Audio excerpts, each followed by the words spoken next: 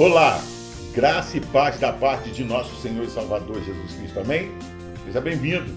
Você está no canal BTC Fé, Escola Bíblica à Distância. Eu estou muito feliz pela sua audiência e grato a Deus por todos aqueles que assistem, acompanham o canal. Caso você deseje, você pode acessar este comentário e as referências das obras consultadas em PDF no site do canal e utilizar os infográficos das lições para incrementar, dinamizar a sua aula. Também oferecemos lições para crianças e juniores. O link está na descrição deste vídeo. Nós estamos estudando a revista Palavra e Vida da Convenção Batista Fluminense, cujo tema central para esse trimestre é Isaías, o Evangelho do Antigo Testamento. Hoje, na aula de número 11, o tema será a grandeza de Deus na consolação. Chegamos à segunda parte do livro de Isaías, que vai do capítulo 40 ao 66. É um profundo manifesto de esperança e redenção para o povo de Israel. 3 temas são fortemente identificados nesses capítulos: a grandeza de Deus na consolação, enfatizando a redenção prometida, capítulo 40 ao 48. A graça de Deus na salvação, com ênfase na redenção providenciada, do capítulo 49 ao 57. E a glória de Deus na restauração, com enfoque na redenção terminada, capítulo 58 a 66. Para o professor Carlos Osvaldo, esses capítulos contêm profecias relacionadas à consolação pela intervenção de Yahvé em favor de Israel depois de seu sofrimento disciplinador em Babilônia. A primeira divisão diz respeito às promessas de restauração de Israel.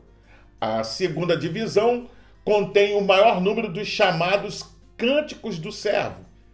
E a divisão final da terceira parte contém o último dos Cânticos do Servo e focaliza a remoção dos repetidos pecados de Israel, bem como o juízo contra a iniquidade humana por meio do servo. Constable, citando Young, diz que quando passamos do 39º para o 40º capítulo, é como se saíssemos, veja, da escuridão do julgamento para a luz da salvação. Para dar início ao nosso estudo, eu convido você a pegar a sua Bíblia e junto podemos ler o texto que está em Isaías, capítulo 40, verso 28 e 29. Será que você não sabe? Nunca ouviu falar? O Senhor é o Deus eterno, o Criador de toda a terra. Ele não se cansa nem fica exausto. Ele fortalece ao cansado e dá grande vigor ao que está sem forças. Segundo Beckham, o grande tema desses capítulos é o mesmo tão frequentemente anunciado por Isaías, ou seja, a redenção de Israel. O pano de fundo histórico imediato é a devastação causada por Senaqueribe em 701 a.C. A Babilônia foi escolhida pelo profeta como o símbolo da cidade dos ímpios. Veja, da mesma forma que Jerusalém e Sião, tantas vezes em seu pensamento, simboliza a cidade de Deus. Essa divisão é marcada por temas de libertação, restauração e a vinda de um servo que trará justiça, apontando para uma figura messiânica, a qual será um farol para as nações. Esses capítulos, repletos de imagens vívidas e promessas poderosas, oferecem uma visão abrangente da esperança de Deus para o seu povo. A mensagem de Isaías ressoa até hoje, encorajando todos a confiar na soberania e na graça de Deus, mesmo diante das adversidades. É, portanto, um testemunho atemporal do amor divino e do desejo de Deus de restaurar e redimir a humanidade. Antes de iniciar, para uma melhor compreensão e visão geral desta sessão, observe o infográfico da transição entre a primeira e a segunda parte do livro de Isaías, que abrange os capítulos 1 a 39 e depois do 40 ao 66. Ele está disponível na galeria de infográficos no site do canal Beit Sefer. Acesse agora e faça o download gratuitamente e use nas suas lições.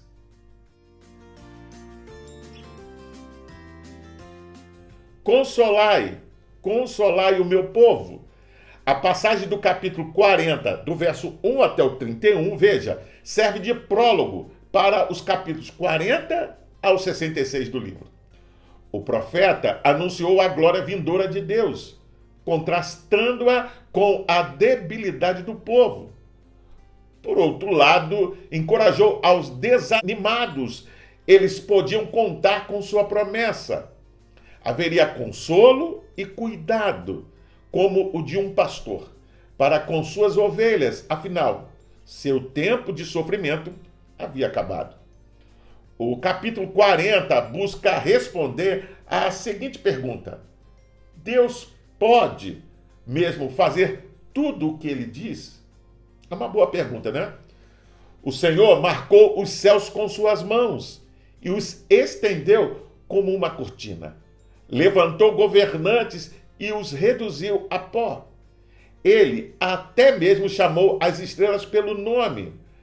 À luz de sua majestade, como o povo de Deus pode pensar que ele havia se esquecido deles? Veja, ele certamente iria cumprir os seus propósitos para eles e renovar suas forças dia após dia.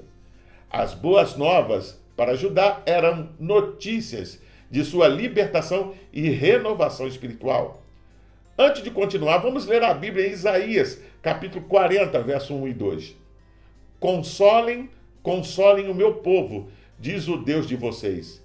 Encorajem a Jerusalém e anuncie que ela já cumpriu o trabalho que lhe foi imposto.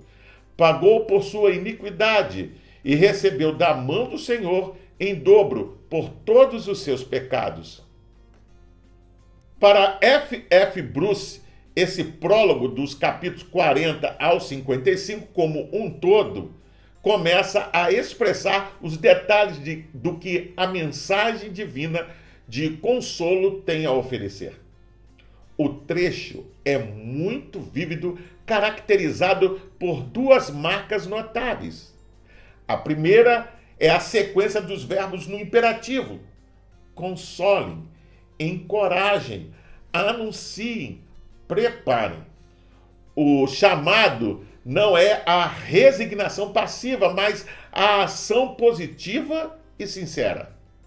A segunda é a série de vozes, algumas delas não identificadas, e é bem provável que a cena imaginada aqui seja a corte celestial, como em 1 Reis, capítulo 22, do verso 19 até o 23. E as vozes do verso 3 e 5 sejam de seres angelicais.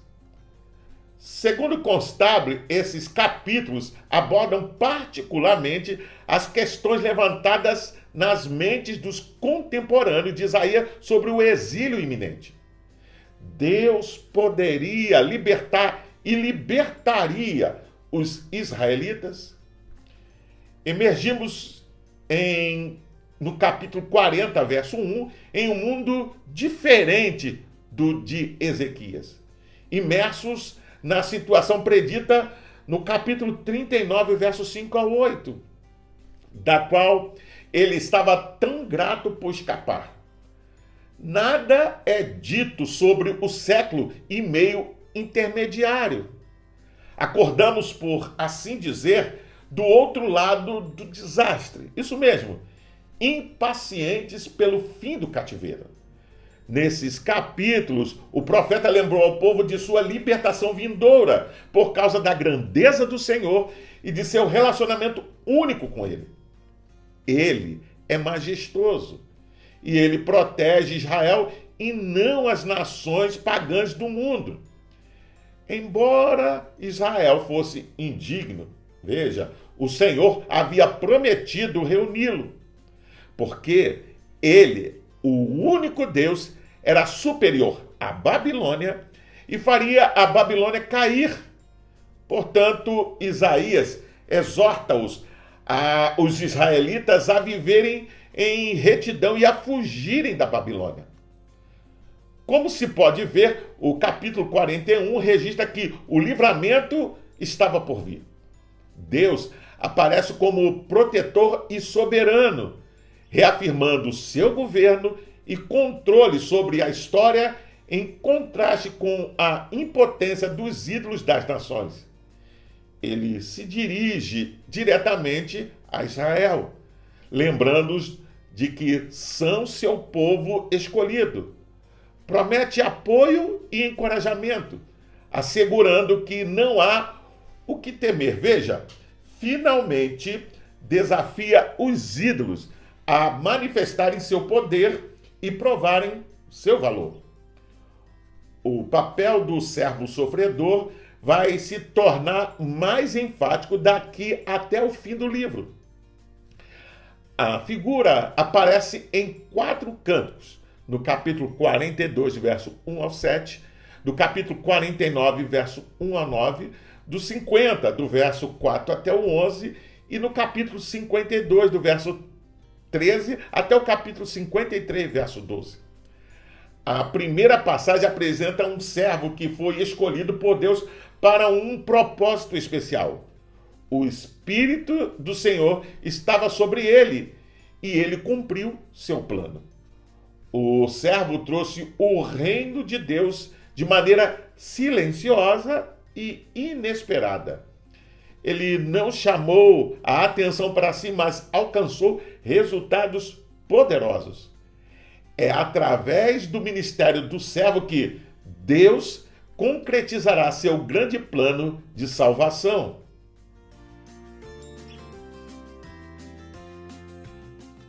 Isaías 43 e 44 são capítulos repletos de promessas de conforto, proteção e a reafirmação da soberania de Deus. O profeta registra que o temor das circunstâncias não deveria existir na vida do seu povo. Não temas, pois eu te redimi. Você vê isso no capítulo 43, verso 1. Essa afirmação estabelece um tom de esperança e segurança. Israel, que havia falhado tão tragicamente no passado, veja, foi-lhe dito para não ter medo do futuro, porque aquele que o criou o redimiria. O Senhor recorda que, mesmo em meio a dificuldades, ele está presente. Você vê isso no capítulo 43, verso 2. Essas palavras são um lembrete poderoso de que sua presença nos acompanha incondicional e constantemente. Além disso, Deus reforça o valor de Israel, afirmando que o povo é precioso e honrado aos seus olhos. Essa valorização é crucial, pois aponta para a identidade do povo escolhido e amado por Deus. Um conceito que transcende as circunstâncias adversas. No capítulo 43, verso 10 ao 13, Deus desafia as nações e os ídolos a se manifestarem e se compararem a ele. Antes de continuar, vamos ler a Bíblia em Isaías, capítulo 43, verso 15. Eu sou o Senhor, o Santo de vocês, o Criador de Israel e o seu Rei. Stanley M. Orton diz que, apesar da falta de resposta de Israel ao juízo de Deus, Deus não mudou o seu plano e propósito para o seu povo. Ele os criou. Ele formou a nação. Ele diz para eles deixarem de ficar temerosos, porque ele os redimiu. Eles nunca deveriam deixar a sua fé nele. Deus lhes deu o nome Israel. Ele os reivindica como sua propriedade, da mesma maneira que fez quando os tirou do Egito e os trouxe para ele. Como escreveu Moisés, ele os amava porque os amava. Porque Israel é valioso a Deus, honrado por ele. E porque ele o ama, ele dará outros povos no lugar dele. A repetição desta ideia em diferentes palavras demonstra ênfase. O seu propósito é libertar Israel. Deus amou o mundo, mas quando o mundo lhe virou as costas, ele escolheu Israel para preparar o caminho para um redentor. Desta forma, vemos que a fútil idolatria é exposta e a singularidade do Senhor é destacada. Fora dele, não há salvação. Diante da ameaça babilônica, surge a promessa de que todas as coisas se farão novas. No deserto surgirá um caminho e no ermo um rio. Os pecados outrora tão evidentes não serão mais lembrados. Você vê isso no capítulo 43, verso 25. Deus continua a enfatizar sua relação com Israel, lembrando-os de que foram escolhidos desde o ventre materno. Ele promete derramar seu espírito sobre o povo, garantindo um futuro de bênçãos e renovação. Um aspecto significativo é a afirmação de que, veja, Deus é o Criador e sustentador de todas as coisas. A metáfora do oleiro moldando o barro, você vê isso no capítulo 44, do verso 9 até o 20, ressalta a relação íntima entre a criatura e o Criador, entre o Senhor e seu povo. Seu controle absoluto sobre a vida e o futuro oferta segurança e propósito.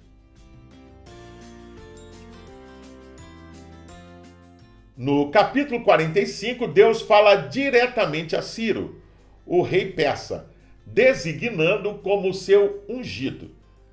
Ciro é escolhido para libertar Israel e restaurar Jerusalém, mostrando que Deus pode usar qualquer pessoa.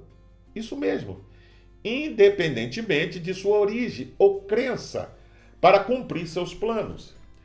Deus reafirma a sua soberania, afirmando que não há outro Deus além dele. Você vê isso no capítulo 45, verso 5. E que todas as nações reconhecerão sua grandeza e todo joelho se dobrará diante dele. A queda da Babilônia e de seus ídolos é retratada nos capítulos 46 e 47. Enquanto os ídolos são incapazes de salvar, Deus promete carregar e sustentar seu povo até a velhice. Afinal, ele é o único que pode prever o futuro e executar suas promessas, reafirmando que a salvação lhe pertence. Por outro lado, Babilônia ruirá por sua arrogância, e a imagem da Virgem, filha de Babilônia, será humilhada. A confiança da Babilônia e suas práticas mágicas e encantamentos será em vão, pois o Senhor executará seu juízo. Antes de continuar, vamos ler a Bíblia em Isaías, capítulo 46, verso 9. Lembrai-vos das coisas passadas desde a antiguidade, que eu sou Deus, e não há outro Deus, não há outro semelhante a mim. Segundo Brodman, o povo de Deus é sempre confrontado com a mesma tentação. Tillich definiu a idolatria como a tentativa do homem de fazer uma saída absoluta do que é relativo. Está estabelecendo algo menos que Deus no lugar de Deus, negando assim a sua reivindicação de senhorio absoluto ao longo da vida. Na fonte da fé bíblica está o imperativo divino: você não terá outros deuses diante de mim. Mackenzie observou que parece deliberadamente inverter o processo da criação. É interessante isso. Como é descrito em Gênesis capítulo 1, verso 26 e 27. Deus faz o homem à sua imagem e semelhança. Mas aqui o homem iludido molda um Deus à sua semelhança. A declaração final do versículo é uma expressão adicional do desdém do profeta pelos ídolos. Eles são feitos para habitar em casas, considerando que nenhuma casa seria suficiente para conter o Deus de Israel, cujo trono é o céu e cujo escabelo é a terra. Em Isaías capítulo 48, o profeta convoca Israel a ouvir e entender a palavra do Senhor, destacando que ele previu os eventos que se desenrolariam e que não abandonou seu povo. O Senhor reafirma que age por amor ao seu nome e não por causa das ações do povo. O capítulo termina com uma convocação para que saiam da Babilônia e retornem a Jerusalém, lembrando-os de que Deus os guiará e proverá durante a jornada. A soberania do Senhor é enfatizada de maneira cabal nesses capítulos. Isso nos leva a confiar em seu controle, mesmo quando as circunstâncias, veja, parecem incertas ou adversas. Sobre outro viés, é oportuno registrar a necessidade imperativa de arrependimento do homem. Deus exorta seu povo a reconhecer sua rebeldia e a voltar-se para ele. O arrependimento é essencial para a restauração do relacionamento espiritual com o Senhor.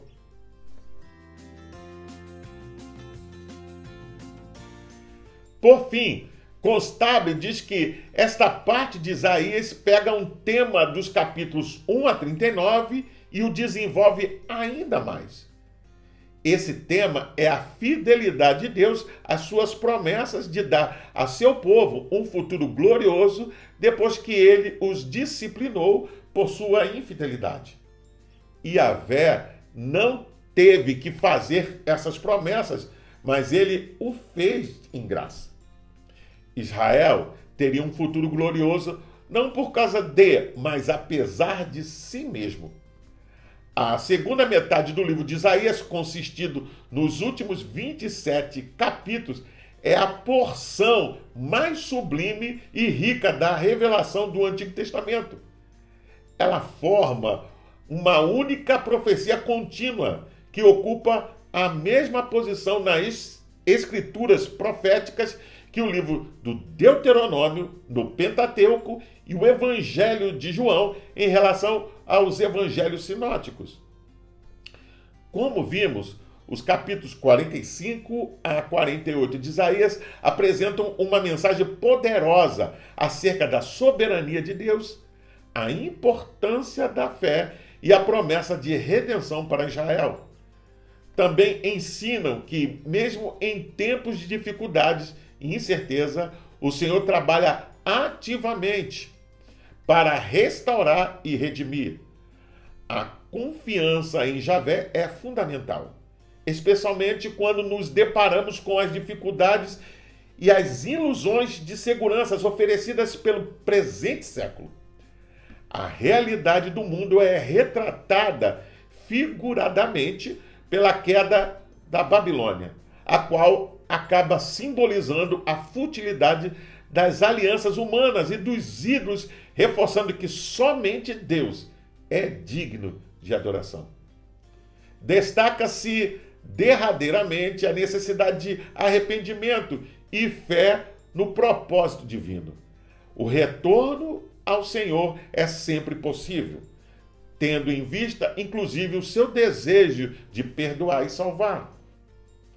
As promessas de restauração e liberdade são verdades que constantemente aparecem no texto e nos levam ao caminho de cultivar uma fé irrestrita aos desígnios do Senhor. Assim, como povo de Deus, temos o chamado para viver em confiança e obediência, crendo que Ele, veja, sempre terá, assim como teve para Israel, o melhor para nós. Eu finalizo perguntando: o Evangelho é uma mensagem de consolação. Você tem buscado dele o alívio que precisa?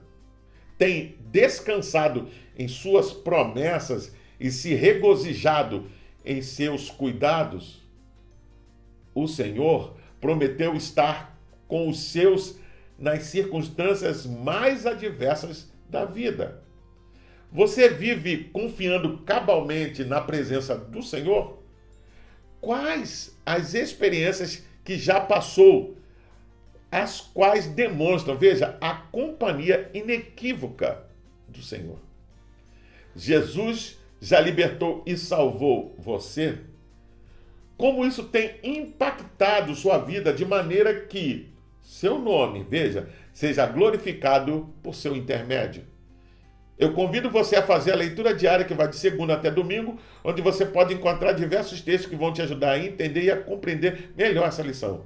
Você também pode baixar a revista Palavra e Vida da Convenção Batista Fluminense. Basta acessar o link que vai estar na descrição desse vídeo e você baixa para o seu tablet, celular ou computador e não só vai poder rever essa lição, mas acompanhar as futuras lições. Pois bem, eu sou o pastor Carlos Guerra e você está no canal Beit Sefer, Escola Bíblica à Distância. Hoje nós estudamos a lição de número 11 e o tema foi a grandeza de Deus na consolação. Gostaria ainda de deixar uma palavra de recomendação a todos aqueles que participam do canal e não frequentam nenhuma igreja cristã. Procure uma igreja que tenha compromisso com a pregação genuína da palavra de Deus e faça uma visita. Sem dúvida você vai se sentir bem e vai ser bem recebido. Agora, se você gostou desse conteúdo, inscreva-se no canal. Isso mesmo, é rápido, é fácil, basta clicar aqui embaixo.